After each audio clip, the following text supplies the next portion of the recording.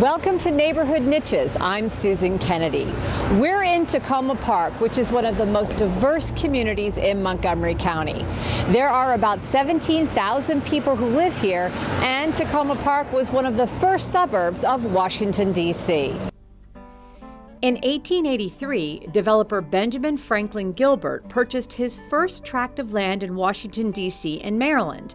With that, he built Takoma Park, which became one of the first railroad-accessible suburbs in the D.C. area. The state of Maryland incorporated Takoma Park in 1890, and by 1913, it had grown to become the largest city in Montgomery County. In 1904, the Seventh-day Adventist Church purchased land to relocate its headquarters to Takoma Park. We will have more on how this group shaped the evolution of the city, but first a glimpse of what Takoma Park looks like today. Takoma Park is approximately 2.4 miles in area. The median age of a city resident is 38. The median household income is just over $78,000. An average home in Takoma Park will run you $469,500, and roughly one half of the households in the community rent. The city is served by Takoma Park and Piney Branch Elementary Schools, Takoma Park Middle School, and Montgomery Blair High School. Takoma Park is a municipality governed by a mayor and 6 city council members. The city has its own police force, public works department, housing department, library, and recreation department.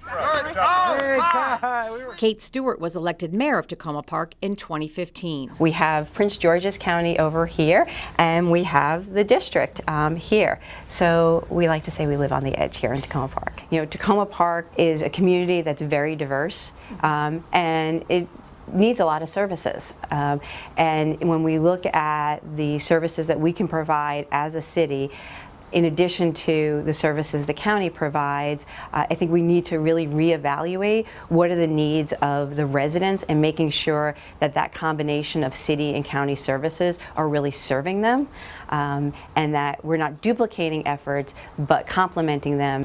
Today, nearly 1/3 of the residents who live in Takoma Park were born outside of the United States, and the city takes great pride in that diversity. With one click on its website, you can translate information into 6 different languages. And since so many of the residents who live in Takoma Park rent, the city adopted a rent stabilization law in 1981. Takoma Park is informally called Azalea City. It's a nuclear-free zone, was the first municipality to legalize gay marriage in the state of Maryland, and Takoma Park was the first state of the nation to lower the voting age to 16. And if you want to cut a branch off a tree, you must consult with the town arborist first.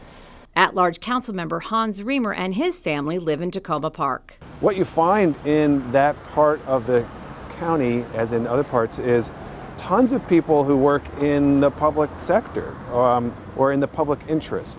There's lots of journalists, there's lots of teachers, there's lots of nonprofit association employees, there's lots of government employees, and so there's just a great community, mind to the area that makes it really fun. There are 2 other at-large council members who called Takoma Park home: George Leventhal and Mark Elrich, who served 10 terms on the city council. We caught up with the 2 of them at the popular city restaurant Mark's Kitchen to find out why they put roots down in this municipality. I moved here because it was an integrated community, an integrated and affordable community. Had a good mix of housing, and a lot of activists. I knew people from the Peace Corps and had other kind of activist backgrounds, so it was, politically progressive even then. It's a place that people with an interest in making a difference through political activity tend to gravitate, and so, and also relatively affordable. There are plenty of other folks who have made Takoma Park their lifelong home, volunteering their time for various programs in the city. And if you'd like to share this with your friends, perhaps, and some guidelines for shredding or on the back. Howard Cohn and his wife Diana have lived in the city for more than 30 years. He was instrumental in getting recreational sports leagues for Takoma Park kids off the ground. In 2015, he was named one of the Community Volunteers of the Year by Maryland's Recreation and Parks Department. So I came out of the civil rights movement in the 60s, and our whole dream then, still my dream, is to bring kids together, people together, and sports is one way to do that. It's been done all over the country, and it's worked here. You guys build this? Obviously, you guys. Howard built it. Howard built it. Wow. Yes. His wife Diana is the president of the nonprofit Historic Tacoma. She says one of the things that brought the Seventh-day Adventists to Takoma Park was the fact that the city's founder, Benjamin Franklin Gilbert, was a teetotaler. 1904. They are looking for a place, and Mr. Gilbert was very interested in them because the only thing missing from his new suburb of 20 years was a hospital. And the Adventists build hospitals. So there was an instant liking. So the Adventists pick up and move their world headquarters, their printing press, and their hospital and their university from Battle Creek to Takoma Park. The Adventists set up their printing press and offices in the southernmost part of Takoma Park in the district, and the hospital and university was built north along Sligo Creek. They end up being from 1904 to 1950-ish, 30% of the population in Takoma Park. Like many municipalities, Takoma Park has its own newspaper, the Takoma Voice. The paper was started in 1994, and it provides residents with news, features, and profiles. You're listening to Takoma Radio, a little set of African music now. And just this summer, Takoma Radio hit the airwaves. Run by volunteers, Takoma Radio is the D.C. area's first low-powered FM radio station. It's on the air 24 hours a day, and it aims to provide a mix of music and talk that reflects this diverse suburb. Takoma Park prides itself on its cultural, economic, and racial diversity. In response to recent racial tensions nationwide and locally, some city leaders joined forces to help strengthen relationships between residents and the police. Captain Tyrone Collington, business owner Megan Murphy, and Mayor Kate Stewart kicked off Unity in the Community. It began as a conversation between the three and turned into a plan of action. So we did a questionnaire and we polled the community, what type of services would you like to see? Hey, what's up, man? Is it dialoguing with the police? Is it like setting up after school programs with the kids, which I'm involved in that now as well? Let me ask you a question. By raising your hands, you want to be successful.